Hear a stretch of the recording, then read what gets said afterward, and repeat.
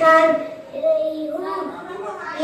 मैं असातिज़ा मोहतरम असातिज़ा इकराम और मेरे प्यारे भाई और बहनों, अस्सलामु अलैकुम। मेरा नाम अनाया फातिमा तफज़्ज़ुल अहमद।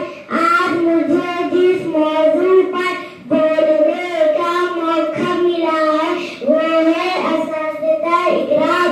मैं अपनी तकरीर इस शेर से शुरू करना चाहती हूँ। नौनिहालों को ओहे कलम देता है, दस्त मासूम को कंदीले हरम देता है। बांटता फिरता है रोशनी सूरज की तरह, जब डूबता है तो सितारों को जन्म देता है। 5 सितंबर 1888 को डॉक्टर सर्वपल्ली राधाकृष्णन का जन्म हुआ था, इसलिए 5 सितंबर को यौम-ए असातिज़ा के तौर पर मनाया जाता है।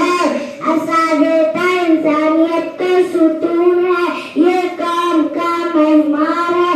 कामों को सजाने बनाने और तरक्की की राहों में उरूज तक पहुँचाने में उस्ताद ही इसका अहम किरदार है। मैं अपने से खत्म करना चाहती हूँ।